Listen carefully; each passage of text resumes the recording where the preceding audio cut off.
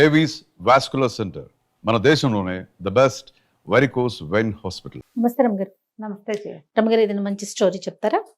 కొంచెం పెద్ద కథ చెప్తాము. పూర్వం అట ఊహానగరం అనే ఒక రాజ్యం ఉండేది. దానికి వక్రబుద్ధి అనే పేరున్న ఒక రాజుగారు ఉండేవాడు. బాగుందండి, ఊరి పేరు బాగుంది, రాజు పేరు ఇంకా బాగుంది. అదే మరి కథలను బట్టి అలా పెడతారు మరి. అంతే. అయితే ఈయనకి ప్రతాపుడు అని ఒక అతను, ఒక కుర్రాడు సైనికుడుగా ఉండేవాడు ఆయన రాజ్యంలో. సైన్యాధిపతి కాదు, ఒక చిన్న పోస్టు. వీడు భలే చక్కటి వాడు, మంచి సాహసి, చాలా మంచివాడు కూడా. ఓసారి ఇతను 1-2 రోజులు సెలవులు వస్తే ఎవరి దారిని వాళ్ళు వెళ్తారు కదా, ఒక అడవిలోకి వెళ్ళాడు వేటాడడానికి. ఆ వేటాడుకుంటూ అటాట తిరిగాడు. తిరిగి ఏమైంది, ఒక చోట బాగా దాహం వేస్తుందని ఒక చెరువు దగ్గర మంచినీళ్ళు తాగి దాని గట్టు మీద కాసేపు పడుకున్నాడు. ఏమైనా లేళ్ళో గీళ్ళో వస్తాయి నీళ్లు తాగటానికి, దేన్నైనా కొట్టచ్చని కొద్దిగా ఆ పడుకున్నవాడు పక్కకి తిరిగి బాణం ఎక్కుపెట్టి రెడీగా ఉన్నాడు. అంటే ఇతను చూశాడు, ఎక్కడి నుంచో ఒక 7 హంసలు వచ్చినాయి. బాగున్నాయో, కొడితే కొట్టచ్చు, కానీ ఇతను ఇంత చక్కగా ఉన్నాయి, వీటిని ఎందుకు కొట్టడం, అనవసరంగా మనకేం తిండికే దీనికే ఏమీ లేదని వాటికి వేసి చూస్తున్నాడు. వాటి హంసలు ఎక్కడి నుంచో దిగినాయి, గట్టు మీదకి నడుచుకుంటూ వచ్చినాయి. ఇతను చూస్తూ ఉండగానే రెక్కలు తీసి పక్కన పెట్టి 7 అందమైన అమ్మాయిలుగా మారిపోయి ఆ చెరువులోకి దిగేశారు వాళ్ళంతా. అమ్మాయిలందరూ చక్కగా చిన్న బట్టలతోటి చెరువు అంతా ఈత కొట్టారు బ్రహ్మాండంగా. ఈ అబ్బాయి చూస్తున్నాడు, చూసి ఏం చేశాడు, వాళ్ళు ఇక్కడ మైమర్చిపోయినారు. చల్లగా ఈ పక్క నుంచి ఆ పక్కకి దెక్కుంటూ వెళ్ళి ఆ రెక్కల్లో నుంచి ఒక జత రెక్కలు తీసి దాచిపెట్టుకున్నారు. చీకటి పడిపోయి పడంగానే ఈ హంసలన్నీ బయటకు వచ్చినాయి. అమ్మాయిలందరూ బయటకు వచ్చి ఎవరి రెక్కలు వాళ్ళు తొడుక్కుని హంసల్లాగా మారిపోయారు. ఒక అమ్మాయి రెక్కలు దొరకల. ఆ అమ్మాయి అటు ఇటు వెతుకుంటుంటే వాళ్ళందరూ ఏమన్నారు, నీ రెక్కలు వెతుకుని వచ్చి సమయం అయిపోయింది, చీకటి పడితే ఒప్పుకోరు, దారులు మూతపడిపోతాయని 6 హంసలు ఎగిరిపోయినాయి. ఈ పిల్ల ఇక్కడే నుంచి ఉండిపోయింది. అయ్యో.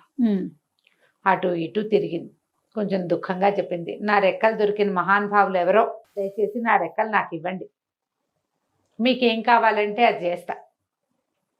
పిల్లలు కన్నా తండ్రులైతే నేను కూడా మీ పిల్లని అనుకోండి, ఏ కన్యో అయితే మీ సోదరుని అనుకోండి, ఎవరైనా అవివాహితుడైన యువకుడైతే నేను మిమ్మల్ని పెళ్లి కూడా చేసుకుంటాను, నా రెక్కలు మాత్రం పాడు చేయొద్దు, నా రెక్కలు నాకు ఇవ్వండి.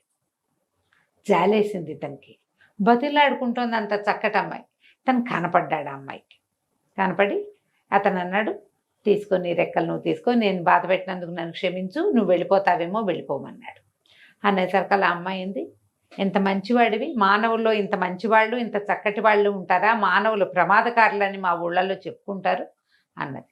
అనేసరికల్లా ఇతను అన్నాడు, అందరూ నా ఉంటారు ఇలాగా, అంత నచ్చితే పెళ్లి చేసుకోవచ్చుగా, పోనీ నన్ను అన్నాడు.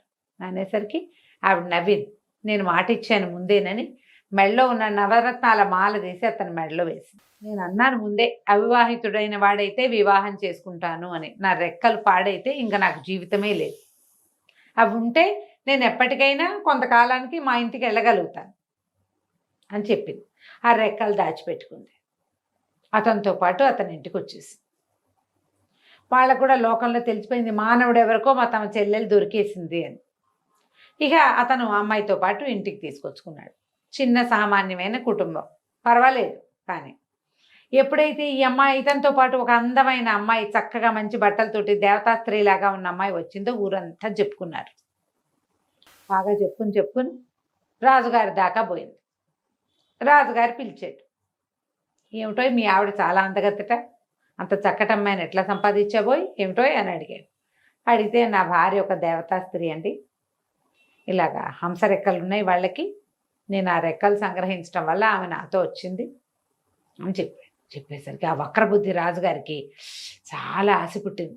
ఆ దేవతా స్త్రీ ఏదో మన దగ్గర ఉండకూడదు, వీడిని ఏమైనా చేస్తే ఆవిడ చచ్చినట్టు ఉంటుంది. ఇక్కడ మానవుల జీవితం ఎన్నాళ్ళు, కొంతకాలం అన్నాళ్ళు ఉంటుంది గ్యారంటీగా, వాడు లేకపోతే వాడు మన దగ్గర ఉంటుంది. ముందు చంపేసామనుకో దానికి కోపం వస్తుందేమో, అందుకని ఏమన్నాడు, సరే మంచి మాట ఏమని ఏవో బహుమతులు ఇచ్చాడు, ఒక మంచి ఇల్లు ఏర్పరిచాడు, దేవతా స్త్రీ వచ్చింది భూలోకానికని పంపించేసాడు. పంపించేసి కొద్ది రోజులు పోయాక ఇతన్ని పిలిచాడు. అబ్బాయి 7 సప్త సముద్రాలు దాటిన తర్వాత ఒక పెద్ద కొండ వస్తుంది.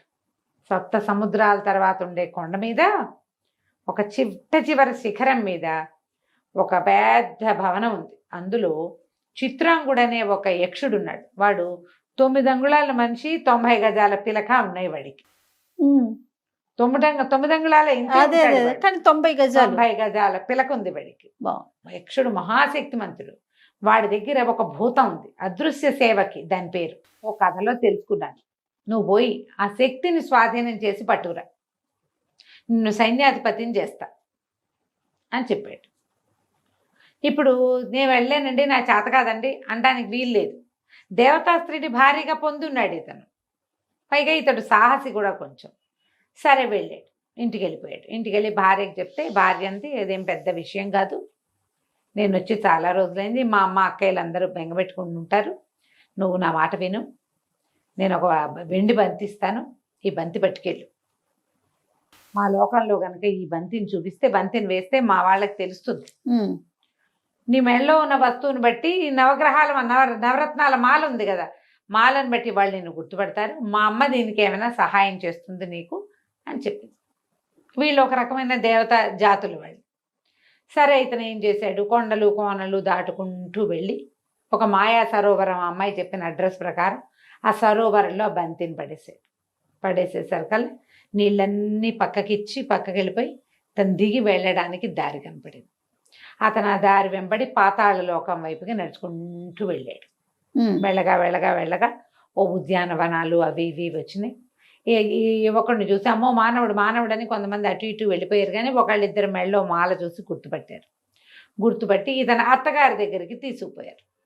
ఆవిడ ఈ మెళ్ళో ఉన్న వస్తువుని చూసి వాళ్ళ అమ్మాయి ఒక ఉత్తరం రాసిచ్చింది. అది చదువుకుని, అయ్యా నువ్వు చాలా మంచివాడివి, మా అమ్మాయి ఉత్తరం రాసింది, నన్ను వదిలేయండి అని అడిగినందుకే నా భర్త నాకు ఉడుపులు ఇచ్చేస్తానన్నాడు, ఇంకొకడైతే హంసరెక్కలు దొరికితే ఎంతైనా చెయ్యొచ్చు, నేను అతన్ని వెలచి వివాహం చేసుకున్నాను, ఇతను చాలా ఉత్తముడు, మానవోత్తముడు, కాబట్టి ఇతనికి ఏదైనా సహాయం చెయ్యి, అతను అడిగింది చేయమని కూతురు ఉత్తరం రాసింది. ఆవిడ చాలా సంతోషించింది. చాలా బాగుందని ఏం చేసింది, తమ లోకంలో ఉన్న అన్ని రకాల జంతుజాలాల్ని పిలిచింది. అందరు వచ్చారు. ఎవరికైనా ఈ సప్త సముద్రాల తర్వాత ఉన్నటువంటి ఈ కొండ మీద ఉన్న, కొస మీద, శిఖరం మీద ఉన్న చిత్రాంగుడు తెలుసా, ఆ లోకం తెలుసా, ఆ యక్షలోకం అంటే మాకు తెలియదు అన్నారు. అయితే వచ్చిన జనాల్లో ఒక కుంటి కప్ప కాలు కుంటిది ఎగురుకుంటూ వచ్చింది. మామూలుగా అట్లా కుంటిగా ఎగురుతుంది. అది నాకు తెలుసు, నేను ఇదివరకు వెళ్ళాను, మా అమ్మ తాత వాళ్ళు అంతా కూడా వెళ్తుండే వాళ్ళు అక్కడికి అని చెప్పింది. చెప్పంగానే ఆవిడేమంది, నువ్వు మా నల్లుడు గారిని, ఈ ప్రతాపుడిని తీసుకెళ్ళి అక్కడికి తీసుకెళ్ళి ఆ పని ఏదో పూర్తి చేయించి తీసుకురా. సరేనండి. సరే ప్రతాపుడు కుంటికప్ప ఇద్దరు బయలుదేరారు. ఈవిడేదో ఒక సాధనం ఇచ్చింది, సప్త సముద్రాలు దాటడానికి. సముద్రాలు దాటారు. కప్ప ఎలాగో నీళ్ళలో తిరుగుతుంది కదా, కొండెక్కారు. కొండెక్కితే ఆ కొండ బాగా పైకి ఎక్కి ఆ శిఖరాల మీదకి ఎక్కేసరికల్లా ఒక కోట కనపడింది. ఆ కప్ప ఏం చెప్పిందంటే, నేను బయటే ఉంటా, నేను లోపలికి రాలేను, నువ్వు లోపలికి వెళ్ళు, చూద్దాం. చీకటి కోణం, అది ఎటు నడుస్తున్నాడు ఏమిటో తెలీదు. ఈ కొండంతా ఎక్కారా, ఆ శిఖరం ఎక్కేసరికల్లా ఆయాసం రాదు. అతను మెల్లిగా తడుకుంటూ లోపలికి వెళ్ళాడు. ఎవ్వరూ తగలటల్లా, మనుషులు ఉన్నట్టుగా లేదు, అక్కడ ఏమీ లేదు.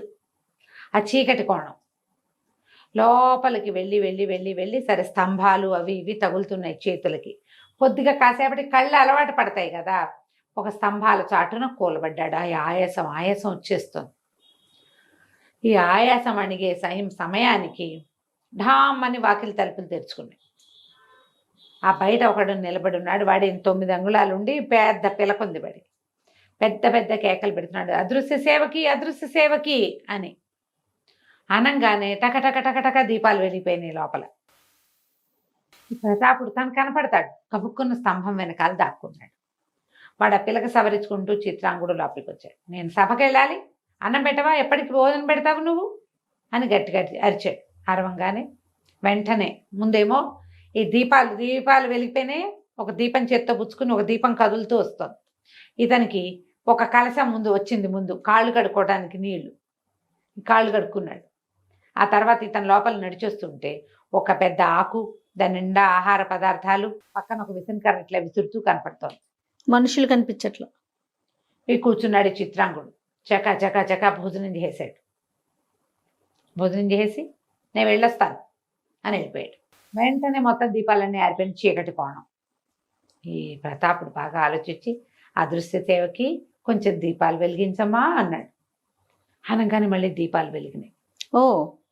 ఎవరు చెప్పినా వింటుంది అది. హ్మ్. అదృశ్య సేవకి ఆకలిస్తుంది, అన్నం పెడతావా అన్నాడు. అనగానే ఒక ఆకు టపా సామాన్లు అన్నీ వచ్చేసినాయి. వచ్చేసాక ఇతని ఆకు దగ్గర కూర్చుని అదృశ్య సేవకి చిత్రాంగుడు భోజనం చేసి వెళ్ళాడు కానీ నువ్వు తినలేదుగా, నువ్వు కూడా వచ్చి కూర్చో భోజనం చేద్దు కానీ అన్నాడు. అనేసరికి ఆ అదృశ్య సేవకు అప్పుడు అతనికి కనపడాడు.